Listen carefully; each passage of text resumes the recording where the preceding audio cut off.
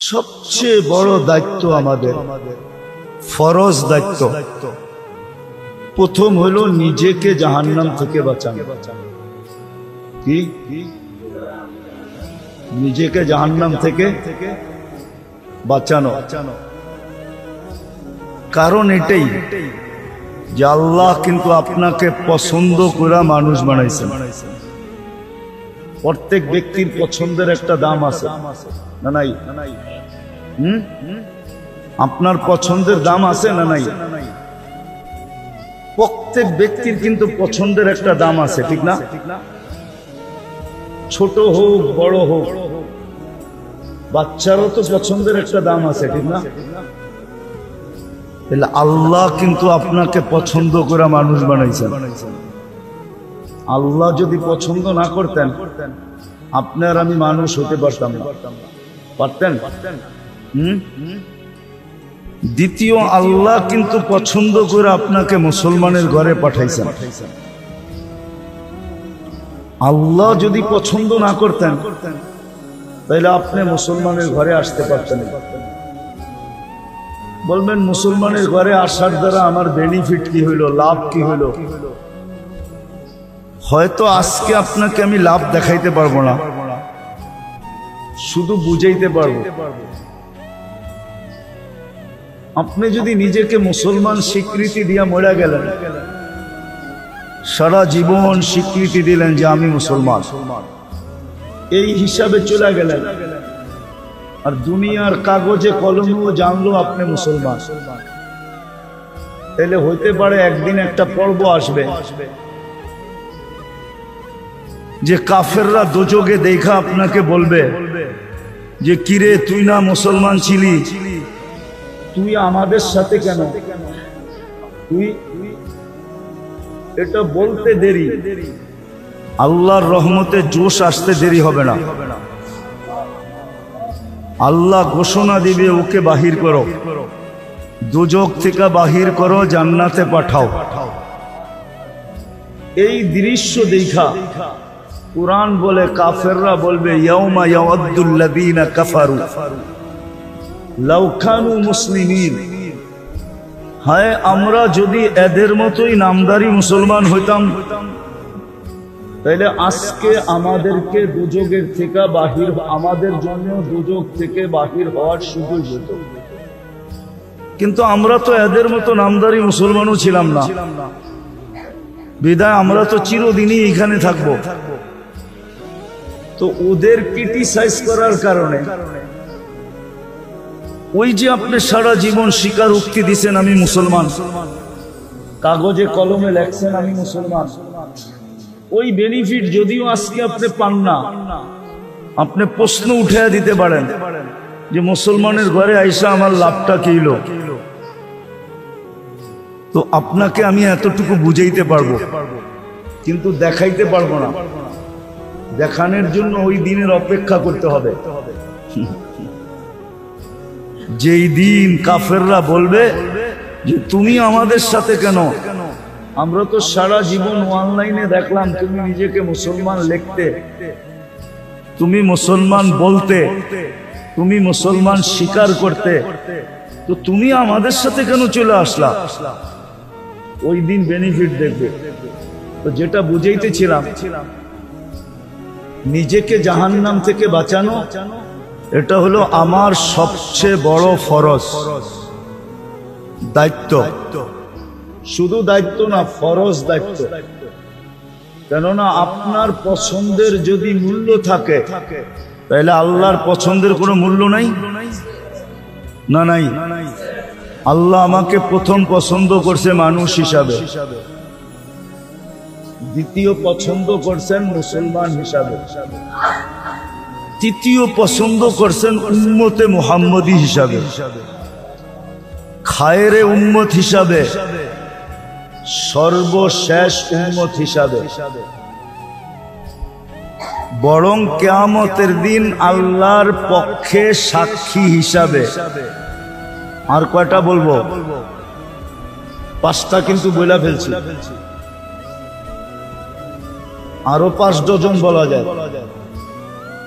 আল্লাহ কিন্তু আপনাকে পছন্দ করছেন। আপনার রং যেমনই হোক, ডং যেমনই হোক, বংশ যেমনই হোক, পেশা যেমনই হোক, এলাকা যেমনই হোক, কথাবার্তা যেমনই হোক, দুনিয়ার দিক ভিতরে আপনি যেমনই হন, আপনাকে কিন্তু আল্লাহ 5 বার বললাম পছন্দ করছেন। আরো 5 ডজন বলতে পারি, সবগুলো আল্লাহর পছন্দের। বিদায় আল্লাহ প্রথম দাবি রাখতেছেন, তুমি তোমাকে জাহান্নাম থেকে বাঁচাও। এটা বাঁচানো ফরজ।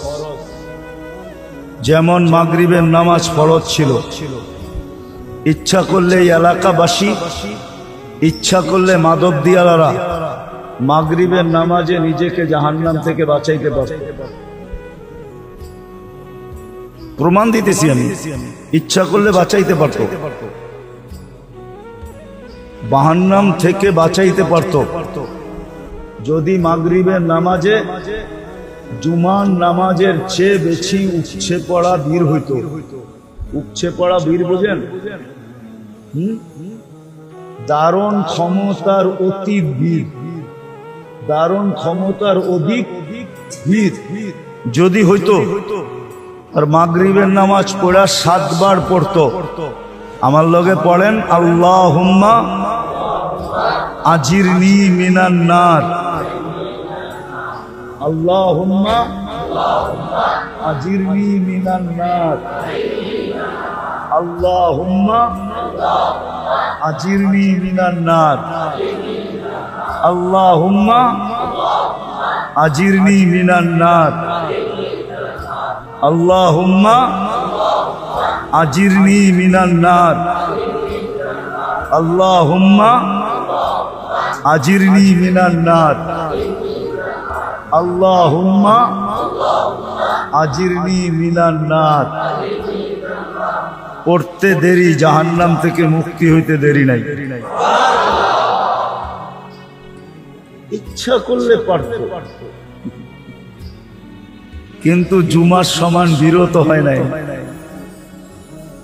কোন মসজিদে হয়েছে বলেন? মাধবদীর। এই মসজিদ বাদই দিলাম, কোন মসজিদে হয় নাই। যদি মাগরিবের পরে পড়তো তাহলে প্রথম পুরস্কার জাহান্নাম থেকে মুক্ত। বিশ্বাস হয় না? হ্যাঁ, জাহান্নাম থেকে মুক্ত। সুবে সাদে খাওয়ার 1 সেকেন্ড আগেও যদি মারা যায় তাহলে শহীদি মৌত। দ্বিতীয় পুরস্কার, মানুষ হয়তো দিনে মরে, নাইলে ঠিক তো, যদি সুবে সাদেকের 1 সেকেন্ড আগে মারা যেত তাহলে শহীদি। আর শহীদ হইয়া যে মরে ও যায় কোথায়? কোথায়? তাহলে তৃতীয় হতো জান্নাতের প্রবেশপত্র। কিন্তু বীর তো হয় নাই। মা বোনরও মনে হয় এরকম আজান শুনতে দেরি, সব ফালায়া ছুঁয়া যায় নামাজের দিকে দৌড়াইতে দেরি করে নাই। এরকম মনে হয় না এই এলাকায়। নামাজ পড়াই, সালাম ফিরাই, কারোর সাথে কথা না বললেই আল্লাহুম্মা আজিরনি মিনান নার কোন কঠিন না? অনেক লম্বা, লম্বাও না, কঠিনও, সহজ। যদি পড়তো, প্রথম দায়িত্ব হইল, ভালো মতে বোঝেন, কিন্তু আল্লাহ কিন্তু পছন্দ করছে আপনাকে। বাকিগুলা বললাম না, ওয়া আম্মা বিনিআমাতি রাব্বিকা ফাহাদ্দিস বললাম না। শুধু পছন্দ করেন না, 24 ঘন্টা লালন পালন করেন। 24 ঘন্টা।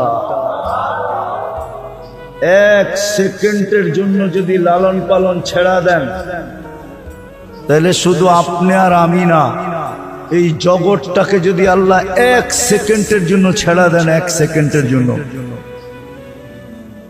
ওলামা থাকলে আমার কথা বিশ্বাস করবে। এক সেকেন্ডের জন্য যদি আল্লাহ বিমুখ হন, এক সেকেন্ডের জন্য রক্ষণাবেক্ষণ ছেড়া দেন, সমগ্র জগৎটা যে কি হয়ে যাবে এটা আল্লাহই ভালো জানে। সব উথাল পাথাল হয়ে যাবে, উথাল পাথাল, সব উল্টা পাল্টা হয়ে যাবে। জমিন জমিনের জায়গায় থাকবে না, আকাশ আকাশের জায়গায় থাকবে না, সূর্য সূর্যের জায়গায় থাকবে না, কোনো কিছু তার জায়গায় থাকবে না যদি এক সেকেন্ডের জন্য আল্লাহ রক্ষণাবেক্ষণ ছেড়া দেয়। 24 ঘন্টা আপনাকে আমাকে রক্ষণাবেক্ষণ করেন, লালন পালন করেন।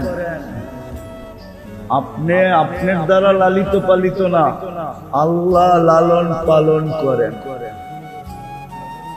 গুজরাটি ভাষায় একটা প্রবাদ বাক্য আছে, বাংলায়ও বলা যায়, আল্লাহ চালায় তো চলি, আল্লাহ হালায় তো হেলে।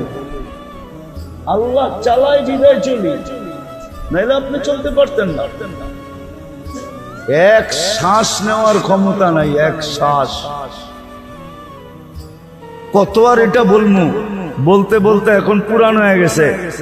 2020-এ করোনা লগ্নে বাংলাদেশের এক শিল্পপতি বলছিল, আমার সব সম্পত্তি লেখা নিয়ে আনে, আমাকে একটু স্বাভাবিক শ্বাস নিতে দে। মনে হয় আপনারা নাম অনেকে জানে, অনেকে জানে, আপনারা জানেন না মনে হয়, কিন্তু আমি নাম বলবো না। মারা গেছেন উনি, বাংলাদেশের নাম করা শিল্পপতি। 2020 করোনায় মারা গেছেন। করোনা লগ্নে বলছিলেন, আমার সব সম্পত্তি লেখা নিয়ে নাও, আমাকে একটু স্বাভাবিক শ্বাস নিতে দাও। আপনাকে আমাকে শ্বাস নিতে দিতেছেন আল্লাহ।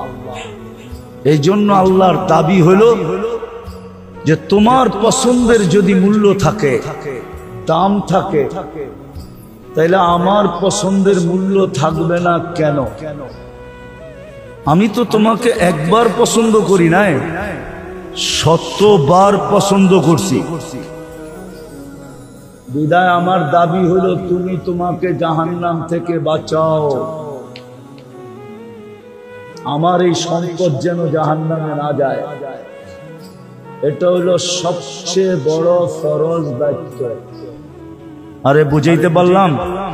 ভালো মতে গাথেন কিন্তু, নাইলে এটার জবাব দিতে 50,000 বৎসরও লাগতে পারে। বলবেন 60-70 বৎসরের জবাব দিতে 50,000 বৎসর লাগবে কেন? তাহলে আপনাকে আমি দেখাই, ডেলি 1,60,000 বার শ্বাস প্রশ্বাস নেন, 60 বৎসরে কতটি নিছেন? ডেলি 1,60,000 বার। মাসে কতবার? 12 মাসে কতবার? 60 বৎসরে কতবার? আল্লাহ যদি জিজ্ঞাসা করে এর বিনিময় কি নিয়ে আসছ, আগে যোগ কইরা দেখা যে 60 বৎসরে কতবার শ্বাস প্রশ্বাস নিছস, এটা আগে দেখা। তারপরে বল প্রত্যেক শ্বাসের বিনিময় কি নিয়ে আসছস। মনে হয় বুঝাইতে পারি না। হইতে পারে যদি না বাঁচাইলাম 60-70 বৎসরের হিসাব দিতে 50,000 বৎসর লাগতে পারে। 50,000 বৎসর বানায়া বলতেছি না, কোরআনে আছে 50,000 সানা মিম্মা তাউদ্দুন। 50,000 বৎসর লাগতে পারে। কিন্তু বলবেন যে যুক্তিতে তো ধরে না, 50,000 বৎসর কেন লাগবে 60 বৎসরের হিসাব দিতে? তাহলে যুক্তি দিয়া দেখাইলাম। আল্লাহ বলে বেলি 550 লিটার অক্সিজেন নিছ, বৎসরে 2,750,000 লিটার, 60 বৎসরে কত লিটার নিছ? এটার বদলায় কি নিয়ে আসছো বলো? 24 ঘন্টায় কতটুকু নুন খান? আল্লাহর নেয়ামত কতটুকু বুক করেন? আরে বলেন না, কতটুকু বুক করেন? কয়বার ডেলি আল্লাহ বলেন? আল্লাহ তো বেশি বলে নাই, নিজেকে জাহান্নাম থেকে বাঁচা, এটা তোর উপরে ফরজ। প্রত্যেক আকেল বালেক নর নারীর উপরে ফরজ নিজেকে জাহান্নাম থেকে বাঁচানো। এটা প্রথম ফরজ, প্রথম দায়িত্ব, ফরজ দায়িত্ব, কোনো নফল না, কোনো সুন্নত না, কোনো ওয়াজিব না, কোনো ফরজে কিফায়া না, বিলকুল ডাইরেক্ট ফরজ দায়িত্ব। নিজেকে জাহান্নাম থেকে বাঁচাও। আর বাঁচানোর যুক্তি দিলাম, কেন বাঁচাইতে হবে? আল্লাহ বলে এটা আমার দেওয়া, এইখানে তোমার কোনো আঙ্গুলের ছাপ পর্যন্ত নাই, এটা আমি দিছি। কে দিছে? হ্যাঁ, কে সাজাইছে এত সুন্দর করে? এখন চালায় কে? তাই চলে, নাইলে চলতো না। তাইলে এটা চলতো না, চলতো না। মাঝে মাঝে দেখায় আল্লাহ, মাঝে মাঝে দেখায়। চোখে দেখে না কেন? পিছনের রক শুকায় গেছে, পানি শুকায় গেছে। কি আপনি তো বরাবর দেখেন, আপনারটা শুকাইল না কেন? আল্লাহ দুই একটা দৃষ্টান্ত দেখায়, বিদায় মনে থাকবে তো। প্রথম ফরজ কি আমার উপরে, দায়িত্ব কি? নিজেকে নিজেকে পদ্ধতি ছিল বাঁচানোর, সহজ পদ্ধতি ছিল বাঁচানোর, সহজ পদ্ধতি ছিল। বুঝছি আমি, সবাই আপনারা লাউড স্পিকার দিয়ে শুনতে চান, কান দিয়ে শুনতে চান না। যেই মজমা আমার আওয়াজ দিয়ে শোনানো যায়, এই লাউড স্পিকার কিচ্ছু লাগে না। দেন দেন শুনবেন, লাউড স্পিকার লাগবে না। একটু পর পরই এসে এটা ঠিক করে, কি কন?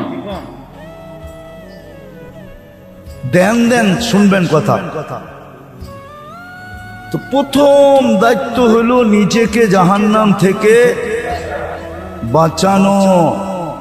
প্রত্যেক আকেল বালেক, নারী পুরুষ, সবার উপরে আল্লাহর পক্ষ থেকে ফরজ অর্পিত দায়িত্ব হলো নিজেকে জাহান্নাম থেকে বাঁচাও। আমি একটা সহজ পদ্ধতি দেখায় দিছিলাম যে মাগরিবের পরে যদি, মাগরিবের জন্য যদি মসজিদে ভিড় করত আর আজান সালাম দেওয়ার সাথে সাথে যদি সবাই হাতের কর গয়না পড়া ফেলতো, আল্লাহুম্মা আজিরনি মিনান নার 7 বার, তো সুবে সাদেক হওয়া পর্যন্ত প্যাক হয়ে যেত, প্যাকেট হয়ে যেত, প্যাকেট। যে 1 সেকেন্ড আগেও মরলে জাহান্নাম থেকে কি মুক্ত। আবার ফজরে এরকম ভিড় হইতো, যেরকম জুমার চেয়ে বেশি ভিড় হইতো ফজরে। কারণ হাদিসে আছে ফজর পড়া যে আবার 7 বার পড়বে জাহান্নাম থেকে মুক্তি। সূর্য ডুবার 1 সেকেন্ড আগেও যদি মরে, 1 সেকেন্ড আগে জাহান্নাম থেকে মুক্ত। শাহাদাতের মউত, জান্নাতের প্রবেশপত্র হাতে, জান্নাতের প্রবেশপত্র। কিন্তু মাগরিবে যাওয়ায় তার 10 ভাগের 1 ভাগ তো ফজরে হয় না,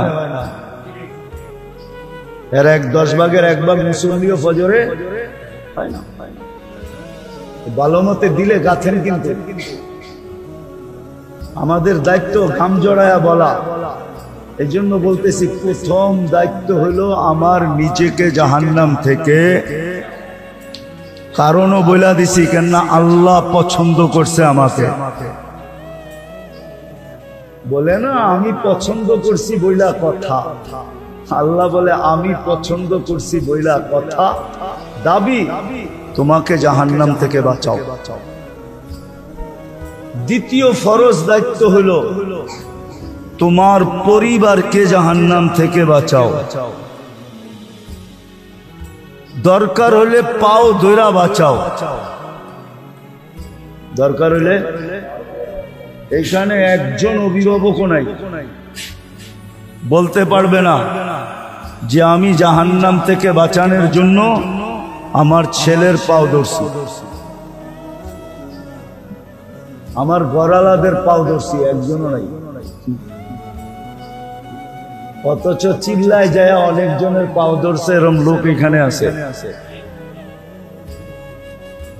কি রাগ হয়ে গেলেন তাবলীগালারা? চিল্লায় যায় কি করছে? নাই কেউ জানে। চিল্লায় যায় পাও ধরছে, কিন্তু বাড়িতে পাও ধরে নাই। ফরজ ছিল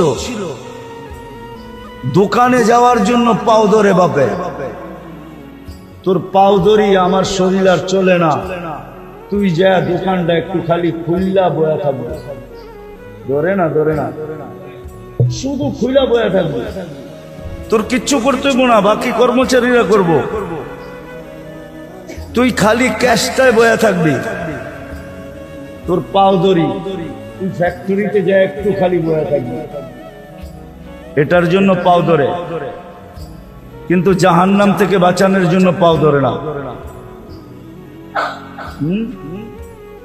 গড়ালারা একটু বেকা হয়ে যদি কয় অটো কিন্তু ডাইকা লাইছি, কাপড় দিয়েও গুছায়া লইছি, বাপের বাড়ি কিন্তু এক্ষুনি যামুগা, তাইলে এখানে বহুত আছে যারা করবো পাও ধরি যায় না, আমার ইচ্ছুক আছে।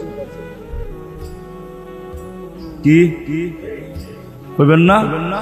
রাগ হয়ে গেলেন? হ্যাঁ, কি পাও ধরবো, কিন্তু জাহান্নাম থেকে বাঁচানোর জন্য পাও ধরে নাই। এটা দ্বিতীয় ফরজ ছিল। দ্বিতীয়, রাগ হয় না আমাদের উপরে, চিল্লা আলারা। দ্বিতীয় ফরজ ছিল আপনার জন্য ঘরের মানুষের পাও ধরা। কেননা এক ঘরের নারী 4 জনকে নিয়ে জাহান্নামে যাবে। 4 জনকে। কয়জন? স্বামী, মা, বাবা, বড় ভাই, সন্তান মা বাবাকে জাহান্নামে ঢুকায়া তারপরে জাহান্নামে যাবে, এর আগে যাবে না। দ্বিতীয় আমাদের দায়িত্ব ছিল পরিবারের লোকজনকে, ঘরের লোকজনকে জাহান্নাম থেকে বাঁচানো। এটা আমাদের দায়িত্ব ছিল, ঘরের লোকদেরকে জাহান্নাম থেকে বাঁচানো। এটা ফরজ দায়িত্ব ছিল, ফরজ। হ্যাঁ বলবেন পাও ধরছি তারপরও হয় নাই, এই দায়িত্ব আর আপনার কাছে নাই। আল্লাহ দেখা ফেলছে, কেরামান কাতিবিন ছবি তুলা ফেলছে যে আপনি পাও ধরছেন, সাধ্য অনুযায়ী চেষ্টা করছেন। আল্লাহ বেইনসাফ না, ইনসাফ করবে আপনার সাথে। তখন আর দায় দায়িত্ব আপনার উপরে বর্তাবে না, দায় দায়িত্ব আপনার উপরে বর্তাবে না। কিন্তু রাগ করেন না, একজনও তো এখানে নাই, একজনও তো নাই এখানে যে সন্তানের পাও ধরছে, যে জাহান্নাম থেকে বাঁচাইতে হবে তোমাকে। এটা হলো দ্বিতীয় দায়িত্ব। তৃতীয় আরেকটা দায়িত্ব আছে, আরেকটা, এটাও ফরজ, দ্বিতীয়টাও ফরজ। তৃতীয় আরেকটা দায়িত্ব আছে, তৃতীয় আরেকটা দায়িত্ব আছে, এটাও ফরজ। নিজের পরিবেশকে জাহান্নাম থেকে বাঁচান। নিজের পরিবেশ বোঝেন তো? নিজে যেই মহল্লায় থাকেন, এলাকায় থাকেন, ওই এলাকার পরিবেশকে জাহান্নাম থেকে বাঁচান। কেন আপনি যদি চেষ্টা না করলেন, আর যদি আযাব আসলো, তাইলে ওই কথা সত্য হবে।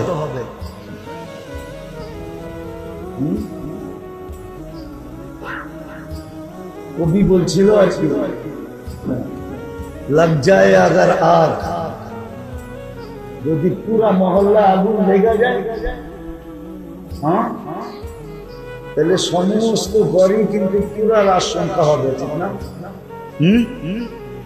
সমস্ত ঘরেই পুরার আশঙ্কা থাকবে, হবে। কেননা এই মহল্লায় তো আমার ঘর একলা না, আপনার ঘর একা। আপনার ঘর তো একা না,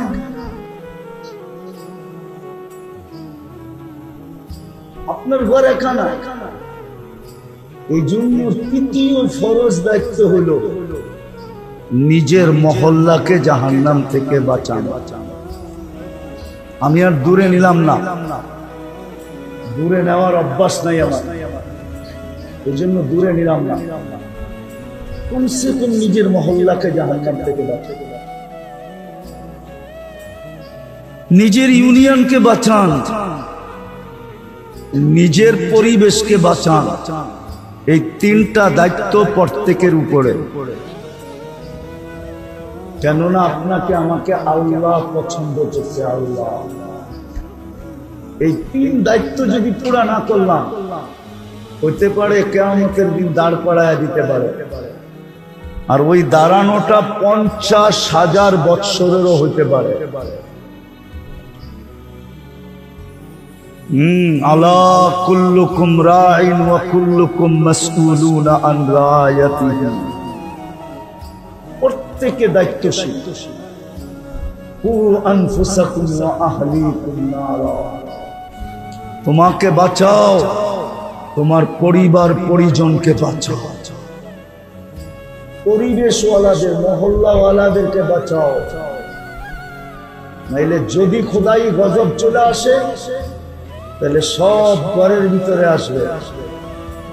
হাদিসে ইঙ্গিত আছে, আনুহলিকু ওয়া ফিনা সালিহুন ক্বালা ইযা কাসুরাল খাবাস। আমাদের ঘরেও আগুন লাগবে, কেন এই মহল্লায় আমার ঘরে একা না। আমি যতই নেককার হই, এটারও ঘোষণা দিছেন, তুমিও কষ্টের শিকার হবে। এই জন্য তিনটা দায়িত্ব ফরজ আমাদের উপরে।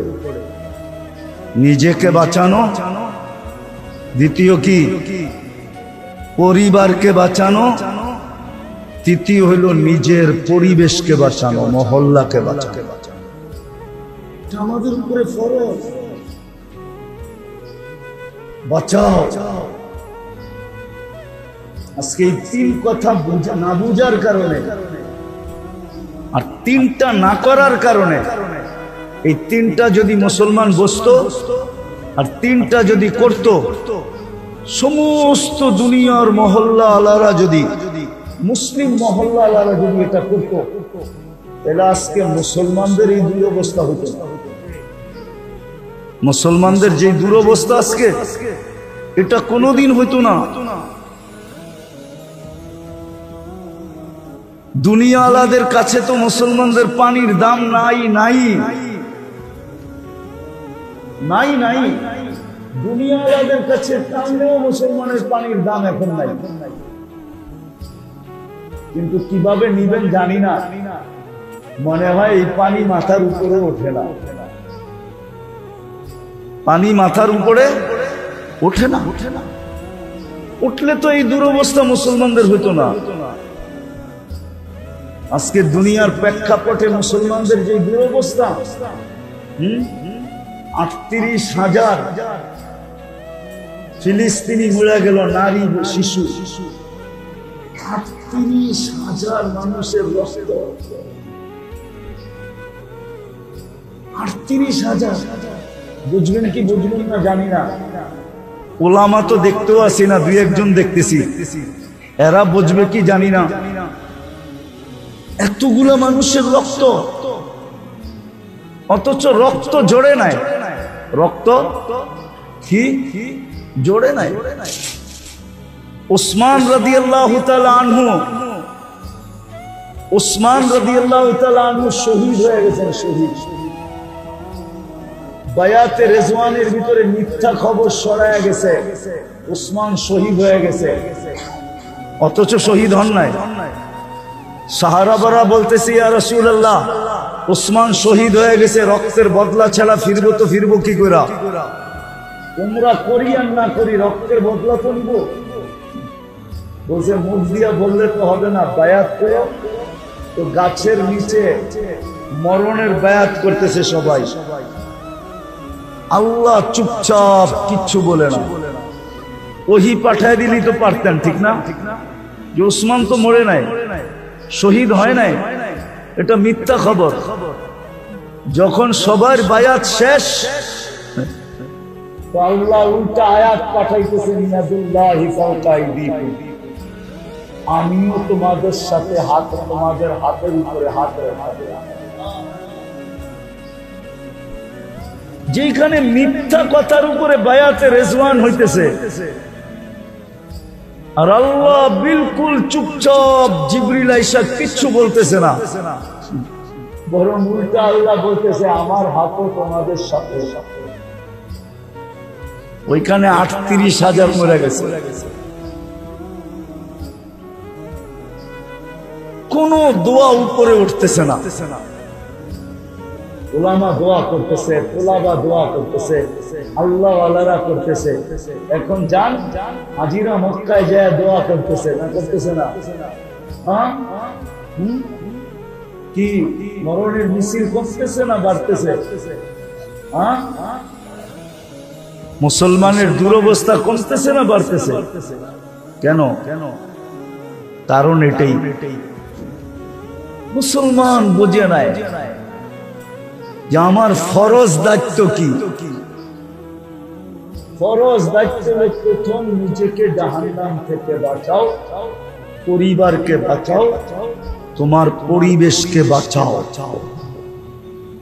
এই তিনটাই যদি করতে পারি, প্রত্যেক পরিবেশের মানুষ যদি দায়িত্ব নেয় যে আমার পরিবেশে একজন বেনামাজি থাকবে না,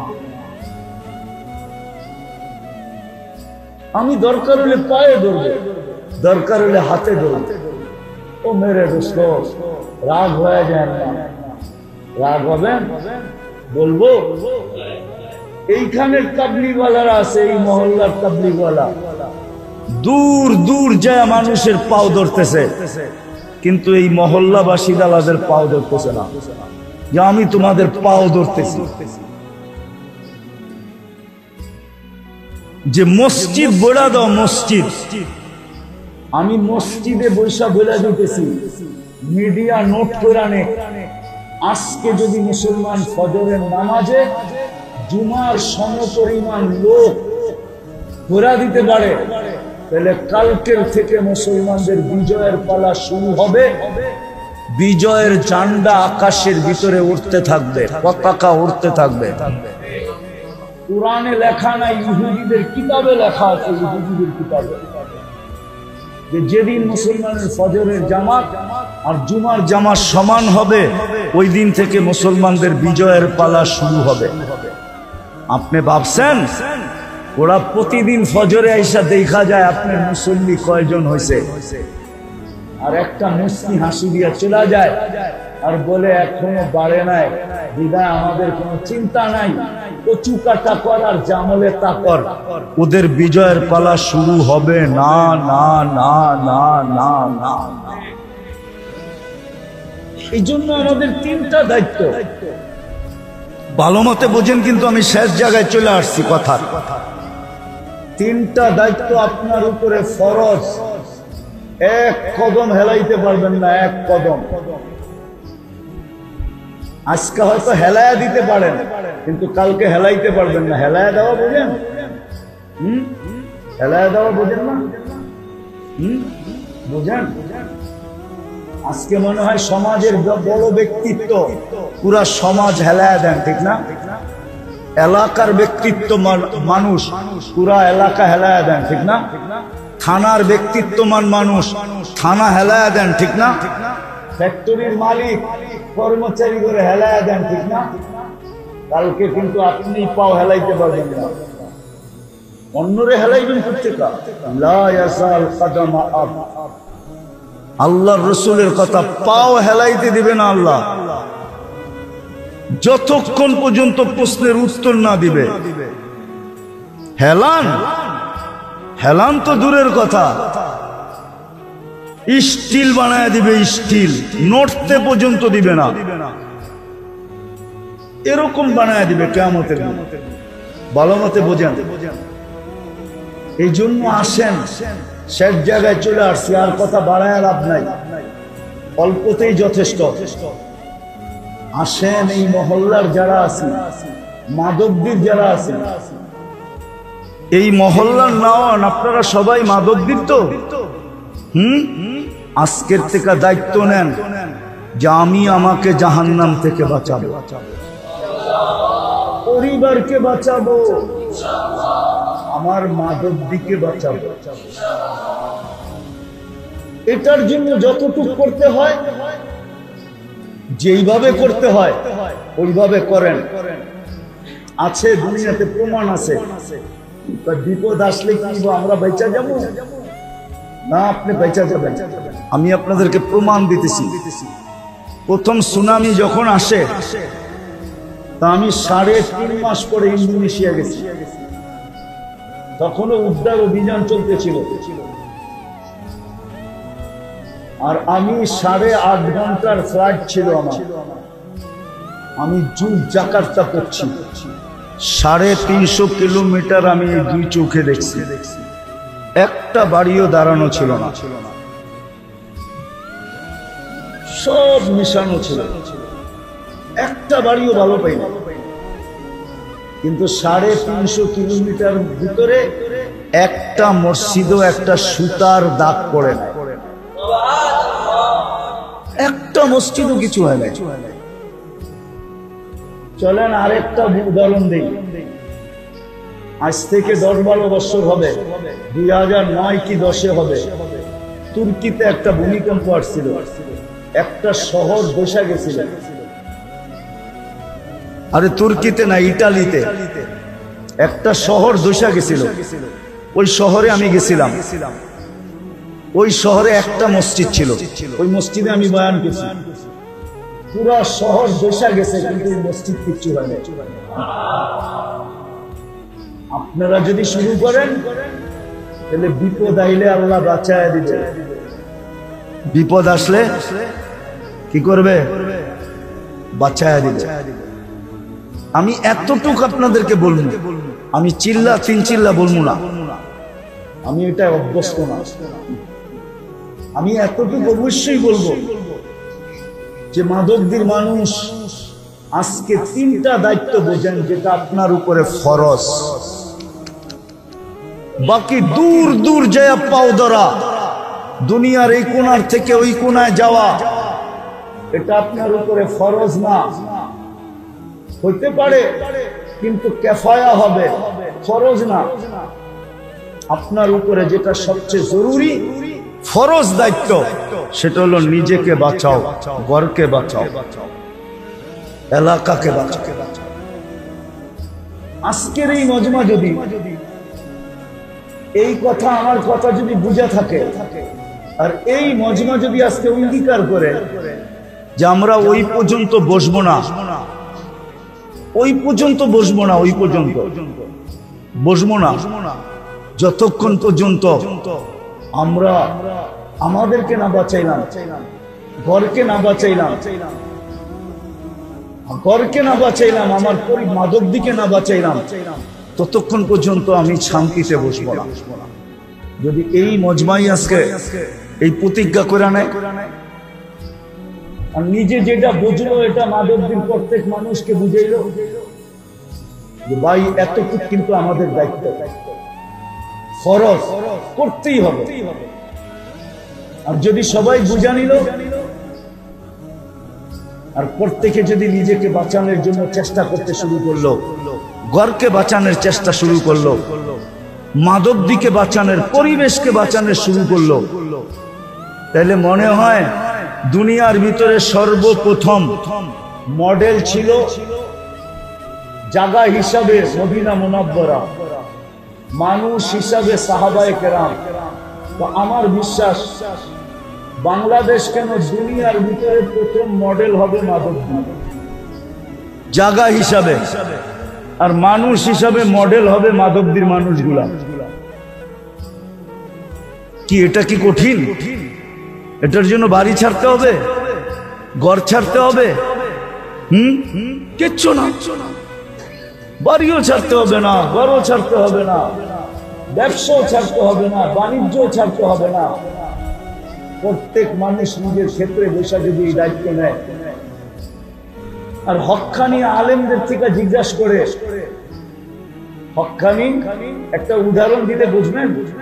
আচ্ছা বলেন তো, এমবিবিএস ডাক্তার হতে কয় বছর লাগে?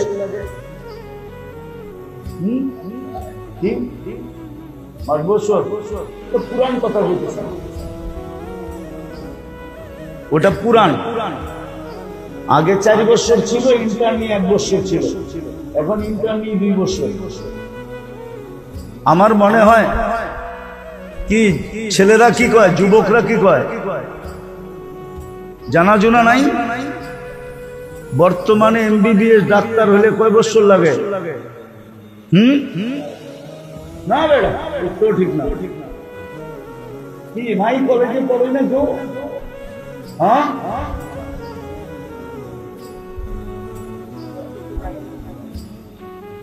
এমবিবিএস শুধু ডাক্তারিটা পড়তে।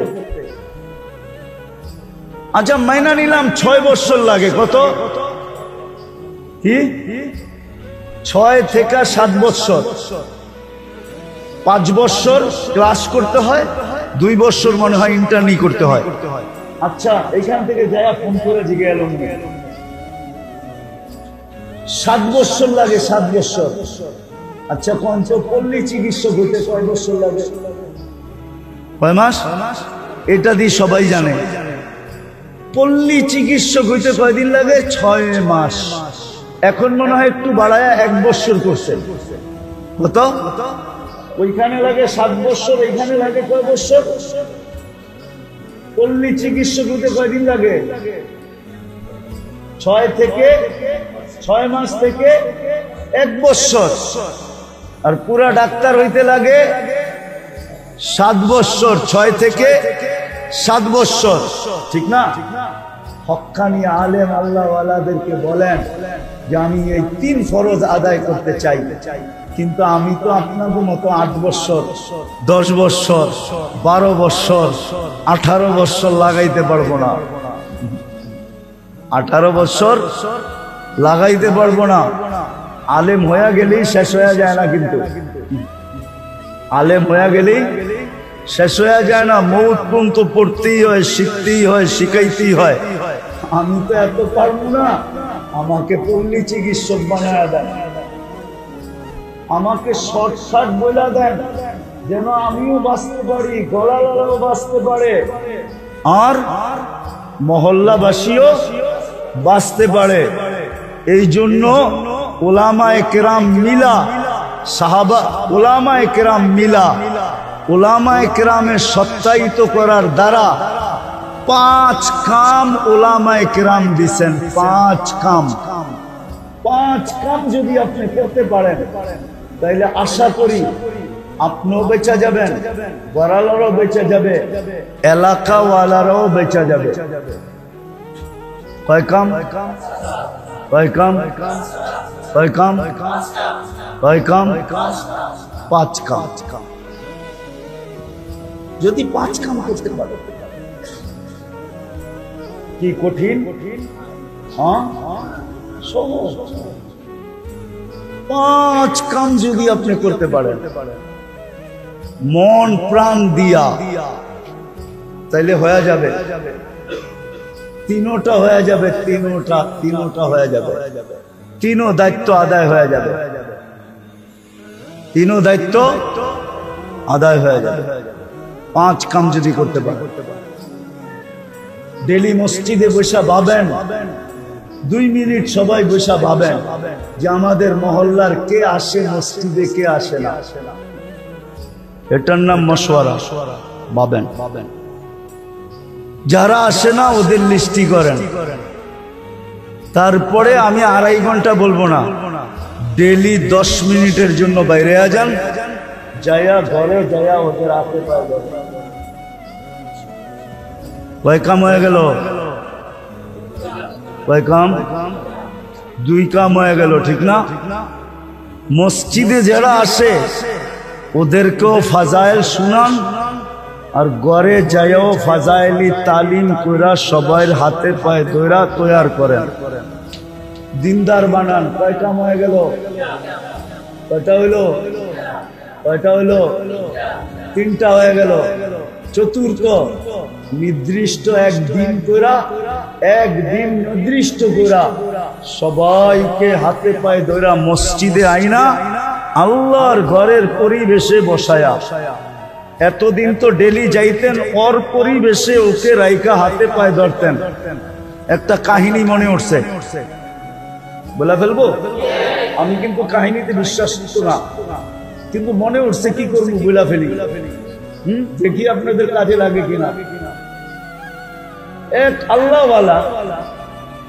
আল্লাহওয়ালা কাছে খবর আসছে যে আমাদের এলাকায় এক মহিলা আছে যিনি পতিতা পেশায়, যার পেশা হলো পতিতা পেশা। কি পতিতা বুঝেন? আর বাংলাম না, ঠিক না? তো বুজুর্গ বলতেছে পতিতা পেশা, হ্যাঁ। তো উনি একদিন পর্দার আড়ালে যেয়ে বলছে, মা না, ওই মেয়ে, তোকে আমি একদিনের জন্য বুক করতে চাই। আমার কামই তো এটা, আমার, কিন্তু শর্ত আছে, ওই দিন আমি যা বলবো তা করতে হবে। বলছে এই জন্যই তো, ওই দিন তোমার বুক, তুমি যা বলবে তা করবো। বলছে টাকা কত নেবা? বলছে এত। বলছে ওকে। চলে আসছে, দিন তারিখ মতে গেছেন। বলছে আজকে কিন্তু আমার বুকিং। বলছে হ্যাঁ, আমিও তো অপেক্ষায় আছি। বলছে যা বলবো তা করতে হবে। বলে অবশ্যই। তো নিয়ে আসছে মতর, বলছে যে যাও প্রথমে গোসল করো, এইভাবে গোসল করতে হবে। এইভাবে গোসল করছেন, পর্দার থেকে বলে দিয়েছেন এইভাবে গোসল করবে। তারপরে বলছে এই যে কাপড় দিলাম, পড়ো। কাপড় দিছে, পড়ছে। বলছে দেখো, নড়চড় করা যাবে না, তোমার সাথে আমার ডিট, সারা রাত্র আমার, যা বলবো তা করতে হবে। নতুন কাপড় পরায়া বলছে জায়নামাজ দিছে, এবার বিছাও। কয়টার উপরে দাঁড়াও, পশ্চিম দিকে মুখ করে দাঁড়াইছে। পর্দার আড়াল থেকে হাত উঠায় আল্লাহকে বলছে এই পর্যন্ত আমার দায়িত্ব ছিল, আমি আইনা মুসল্লায় খাড়া করায় দিছি, বাকি হেদায়েত আপনার দায়িত্ব, দিলে দিলেন, না দিলে না দিলেন। কাবার কসম, আমি হাফিজ হুজুরের মুখ থেকে শুনছি, নাইলে আমি বলতাম না। যার তার কিসসা আমি বয়ান করি না, আমি হাফিজ হুজুরের মুখ থেকে আমার এই কানে শুনছি। হাফিজ হুজুরে চিনেন? কামরাঙ্গীর চর মাদ্রাসার হাফিজ হুজুরের মুখ থেকে শুনছি। মহিলা বলে একটা চিৎকার দিছে, আর দিয়া বলছে মালিক তওবা করে ফেললাম। সপ্তাহে একদিন মহল্লাবাসীদেরকে ঘরে আনেন, আল্লাহর ঘরে আইনা, এটার নামই গাছ, আইনা দোয়া করেন, আল্লাহ এতদিন যায়া বুঝেছি ওর পরিবেশে, আজকে নিয়ে আসছি তোর পরিবেশে। এই পর্যন্ত আমাদের দায়িত্ব ছিল, বাকি তুই জানোস, দিলে দে, না দিলে না দে, তোর ইচ্ছা। সপ্তাহে একদিন গাছতে মহল্লাবাসীকে আনেন, আইনা আইনা এই কথা আল্লাহকে বলেন। রাগ হয় না তাবলীগওয়ালারা, পায়ে হাত রাখি, পায়ে হাত। যদিও একটা কথা মিডিয়ায় বইলা ফেলতেছি, বর্তমান তাবলীগের জমানায়, বর্তমান তাবলীগে যারা নিজেদেরকে মনে করে আমার চেয়ে বড় মজলুম কেউ নাই, মজলুম। এই জন্য আজকে খুলা বলতেছি, খুলা গাছ তো করেন, সাপ্তাহিক গাছ কোন দিন মহল্লা আনেন নিজেদের বয়ান শোনানোর জন্য, নিজেরা তাশকিল করার জন্য, নিজেরা ক্রেডিট লওয়ার জন্য মসজিদে ঢুকায়া দিয়া একদিনে দোয়া করেন নাই। মালিক মহল্লাকে আনা তোর পরিবেশে আমাদের দায়িত্ব ছিল, না করব বয়ান, না করব কিছু, আমরা পরিবেশে ঢুকায়া দিছি, বাকি তোর দায়িত্ব। বলেন কাস্তের পরে কোন ব্যক্তি দাঁড়ায় এরকম দোয়া করছেন বৈশা? একজন হাত উঠে বলেন করছেন কোনদিন? আল্লাহওয়ালারা শিখায়া গেছে। মহল্লাবাসীকে সপ্তাহে একদিন আল্লাহর ঘরে আইনা পিছের থেকে দোয়া করেন, আল্লাহ ডেলি যাইয়া ওর পরিবেশে পাও ধরছি, আজকে তোর পরিবেশে আইনা ছেড়া দিছি, তুই জানোস, তোর কাম জানে, হেদায়েত দিলে দে, না দিলে না দে, আমরা গেলাম। তারপরে কথা বলেন কিছু, দেখেন কি হয়। কয় কাম হইল? 4টা, ঠিক না? হ্যাঁ, কি 4টা হইল। এইবার 3 দিন আল্লাহর ঘরের পরিবেশে থাইকা, মাসে 3 দিন আল্লাহর ঘরের পরিবেশে থাইকা, নিজের এলাকার ভিতরেই, নিজের থানার ভিতরেই, নিজের ইউনিয়নের ভিতরেই আল্লাহর ঘরে 3 দিন থাইকা মানুষকে এই কথা বুঝান, এই 3 কথা বুঝান, তোমাকে বাঁচাও, ঘরকে বাঁচাও, পরিবেশকে বাঁচাও। এটা আমাদের সবচেয়ে বড় ফরজ। বাঁচাও, 3 দিন আল্লাহর ঘরে থাইকা বুঝান, আর আল্লাহর ঘরে আইসা দোয়া করেন। আমার দায়িত্ব বুঝানো ছিল, বুঝাইয়া দিছি। আমার দায়িত্ব বুঝানো ছিল, বুঝাইয়া দিছি, কিন্তু বাকিটা আমার দায়িত্ব না। বাকিটা কি? হেদায়েত দেওয়া, দিলে গাইথা দেওয়া, বুঝাইয়া দেওয়া, চলায়া দেওয়া আপনার দায়িত্ব। এই দোয়া করে পারবেন? হ্যাঁ, বুঝাইতে পারলাম? একটা পরিবেশ তৈরি হবে, করেন। এই মহল্লা আলাদেরকে বলতেছি, করেন, আমার কথা মাইনা করেন। মা বোনদেরকে বলেন ঘরে ঘরে করতে।